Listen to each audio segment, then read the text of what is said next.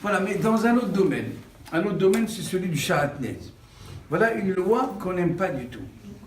La semaine dernière, on devait parler du prélèvement de la chala, mais c'est bien avant de la chala que tout le monde fait. Mais il y a des vêtements, ce qu'on appelle Shahatnez. Shahatnez, ça veut dire le mélange de la laine et le lin. Je pense qu'après ce cours-là, déjà, il n'y a pas beaucoup. La moitié vont partir et dire, déjà, on a commencé avec la jupe. Maintenant, il nous parle de le mélange de la laine et le lin. Où allons-nous?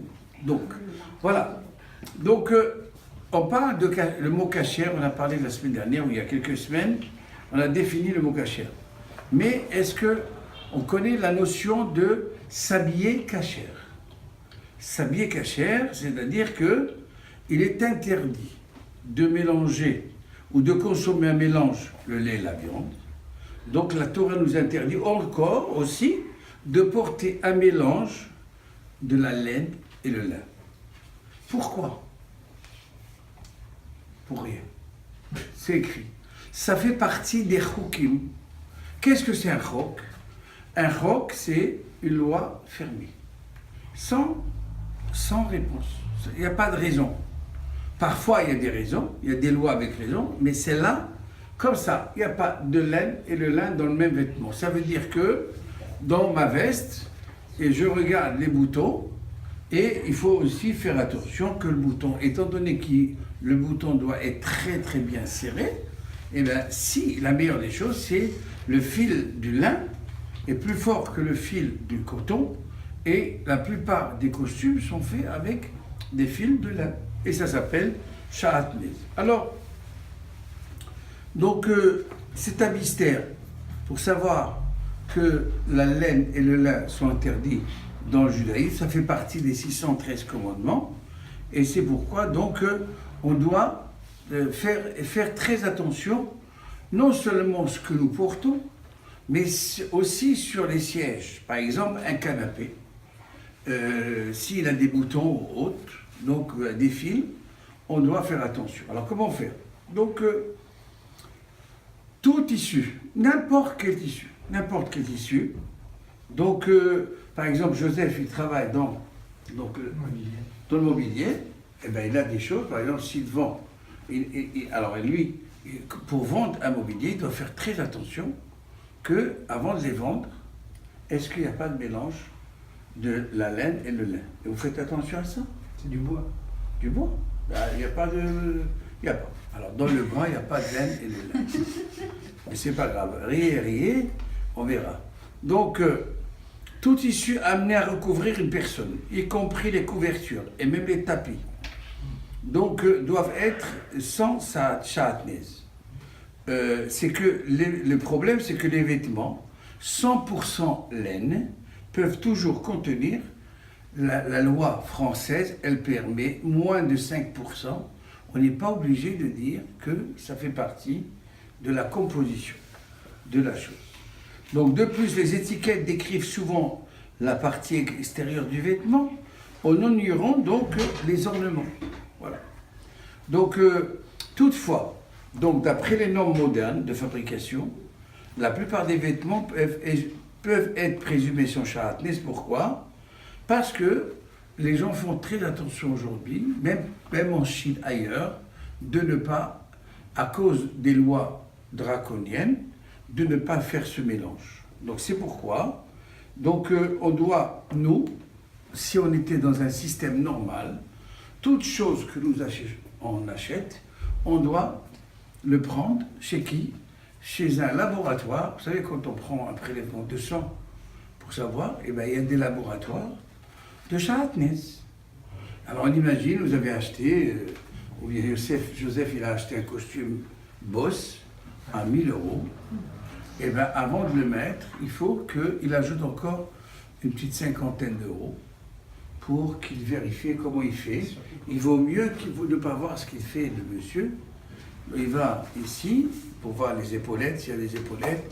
Et imaginez-vous un costume tout neuf, et il ouvre avec un petit couteau, le cœur s'en va. On imagine, on a acheté un canapé blanc de Chesterfield, Et on l'emmène à la maison, il prend un couteau et il va ouvrir, il va prélever un petit fil. La femme ou l'homme, ils vont mourir. Voilà. Mais sans ça, on ne peut pas s'asseoir. En fin de compte, si on va dans une maison, on respecte, il faut qu'ils mettent l'étiquette comme quoi? Comme la cache-route. Comme le tampon de la cache-route, il faut un papier comme quoi vous pouvez vous asseoir sur ce canapé, il n'y a pas de Shahatnez. Mais comme on est sûr que ça a été fait partout, on ne demande pas. Voilà donc l'histoire de Shahatnez. Je ne sais pas si vous avez pensé un jour à ça, mais ça existe même à Paris, des laboratoires pour Shahatnez. Voilà, donc, oui. Au plus souvent, donc ça serait dans des costumes en lin ou des costumes en laine, principalement, et avec un mélange dedans, ou c'est... Tout costume, toute robe, tout chemisier, autre, il y a un khashad, donc il y a un soupçon, Oui.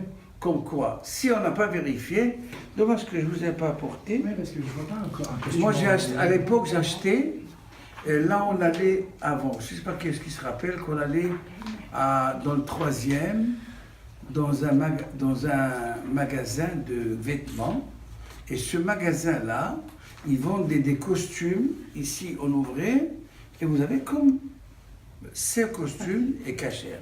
Je ne me rappelle pas la rue, le rue des Poux, je ne sais pas quoi. C'est dans le 3e, on a fait pendant quelques années le cours là-bas. Donc voilà, il y avait là-bas, ils vendaient tous les costumes sans Shahatnez. Voilà, dans la majorité des cas, un vêtement qui contient du Shahatnez peut être réparé au laboratoire par un coût minime. Il s'agit de retouches mineures. Et dans de cas rares, cependant, il n'y a rien à faire. Donc, il vaut mieux faire quoi? Quand on achète un costume ou bien un tailleur, il vaut mieux garder le ticket de caisse. Parce qu'il y a pas mal de chances que vous allez le ramener, parce qu'il contient du Shahatnez et on ne peut pas réparer. Mais là, c'est marqué sur l'étiquette, genre coton acrylique, machin. Oui, mais c'est parce qu'on peut mettre moins de 5%. Moins de 5%, on n'est pas obligé de le signaler. Ah, d'accord. Mais par contre, si on l'achète chez un fabricant, lui, il peut savoir exactement quel genre de fil. Donc c'est pour ça qu'il y a des magasins, de la rue Turenne ou autres, qui vendent des costumes sans Shahatnez. Ils vous donnent un papier, comme quoi. Voilà. Donc, porter simultanément un vêtement de laine et de lin, un autre. Donc, s'il y a deux choses, par exemple, j'ai la veste, elle est pure lin. Je peux la mettre. Et le pantalon, il est laine. Il n'y a pas de problème. Mais du moment que ça, ils ne sont pas ensemble. Voilà. Mais mettre, on imagine, quand on met un costume ou bien un habit de laine et de lin, mélange, eh bien, c'est exactement comme si on portait Shabbat quelque chose dans la poche. Tous les 2 mètres, on paye. Ça, la caisse enregistreuse, c'est une faute. Chaque fois que nous baladons avec un costume de Shahatnez, eh bien, on a donc ça. Voilà, donc c'est pour ça. Donc, pas d'inquiétude concernant la laine de chameau, mohair, angora, cachemire, alpaga ou vigogne. Seule la laine de mouton est concernée par l'interdiction du Shahatnez.